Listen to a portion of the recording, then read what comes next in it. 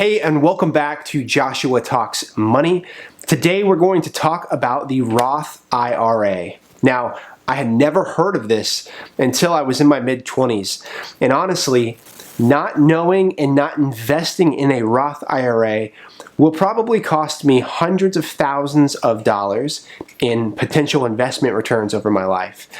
And that stings. I don't want that to happen to you. So this is mostly going to be shared from my personal experience, and I think what I learned will help you learn. So let's dive right in. If you know anything about this channel, if you've been following me recently, you may know that I had built and sold a tech company.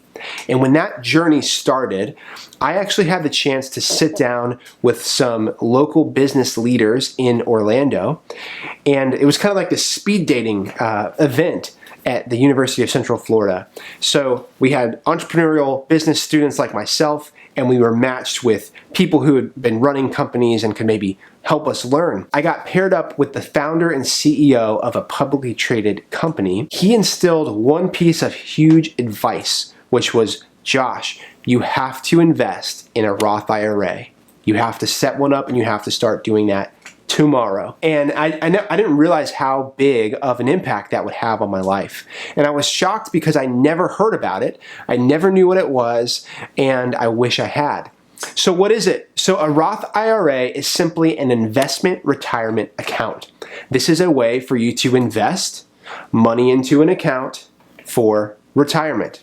Pretty straightforward. So what's the Roth part? You know, I actually thought that was another acronym like retire, other, I don't know. That part is actually the last name of a senator from Delaware, William Roth, who was responsible and helped sponsor this bill back in the day to get this enacted in law. He wanted people like you and I to have the ability to go open an account with a brokerage company and be able to personally fund our retirement. This is not connected to your employer or to your job. This is something you or I can just go do and open up with a third-party company and start saving for retirement. So what's the difference of a Roth IRA versus a traditional? The Roth IRA is funded with money that's taxed, and traditional IRAs or 401ks are funded with pre-tax money. Why do we care about this? Well, by contributing to this Roth IRA with post-tax money, that means that as your investments grow over time, you never pay tax on that money again, which is incredible. It's super powerful. So powerful that they cap you at $6,000 per year that you could put into this type of account. And a little bit more if you are over 50. But the point is, this is a really powerful way to grow your wealth. Okay, so let's pause right there and think about this. A Roth IRA, it's an investment retirement account. It's funded from money that's already been taxed. You get paid from your paycheck, you put it in this account. Roth, that part's the last name of William Roth, senator from 1970, and that's all we care about. Right now, we have some of the most historically low tax rates available, and so it's not unlikely. In fact, I would say it's certain, it's imminent that taxes are going to increase. If you turn on the news, if you listen to President Joe Biden, they are pushing taxes across the board. There's claims that they won't tax the average person, and maybe that's true, but broadly speaking, we know that with all of the stimulus money and all of the fiscal policy recently from COVID-19, there's no way that the government can fund a lot of this without taxes increasing.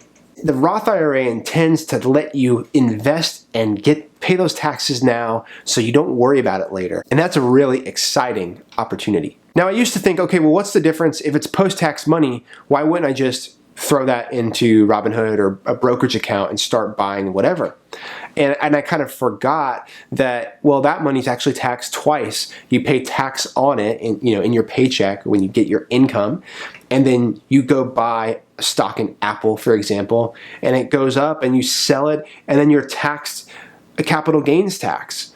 And so that same exact flow, what's different with the Roth IRA is when I sell the Apple stock after it's appreciated in value, I just take all that money and it's all mine. That's a beautiful, beautiful thing. In fact, there was examples of this from the GameStop craze, where these people maybe had a few $1,000s and they start buying GameStop and it skyrockets inside of their Roth IRA. And so all that amazing upside, even if they sell it within the account, they capture all that value knowing it's tax-free. Okay, so a few things to know before you dive right into a Roth IRA. That is, you can only contribute up to $6,000 per year. If you're 50 and older, that number goes to $7,000 as I'm filming this here in October of 2021. Another important thing to know is there are income limits where you kind of phase out of your ability to contribute into a Roth IRA directly. Now there's some workarounds in this backdoor Roth concept we'll talk about later, but from an initial straight Roth IRA standpoint, there are income limits to your modified adjusted gross income level that you have to look at. And for a single tax filer, that's $125K. So if you think about that $125K number, if you're above that, that's where this Roth IRA structure starts to not apply.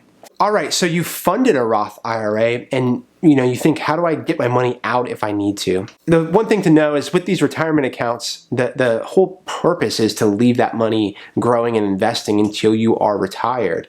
But if there's an emergency or something where you unfortunately had to tap into the money, a couple things to know is your initial contributions to the Roth, you can pull out at any time. So let's say you put in $6,000 and it grew to $7,000. You could pull out the $6,000 and not be taxed. That's just your money in and out. I've actually heard of people using that concept as their emergency fund. So they have the money, but it's technically invested, but they could just pull it out. And so I don't do that, but it is something that's interesting to think about. And then as far as the growth and the accumulation, the value of those investments over time, well, you can withdraw those at 59.5, penalty-free, tax-free. And that's the whole beauty of this thing. There is something called the 5-year rule, which applies to someone who's opening this account later in life. And so what the rule basically says is you can take out withdrawals tax-free, penalty-free at that 59.5 age, as long as the account has been open and existed for 5 years. So let's say you're 58 and you put a bunch of money in and it accumulates in value and you want to withdraw it. Well, that account hasn't been open for 5 years and you could face a 10% penalty because of that. Now, hopefully you're starting early and you have decades worth of time where your investments are growing in value and you then hit that age where you're ready to pull money out, tax-free, penalty-free, and get on with it. Let's wrap it up. So, Roth IRA, William Roth Investment Retirement Account. You fund this after you get paid from your paycheck. You put it in. You don't touch it till you're 59.5, and you take all the money and run.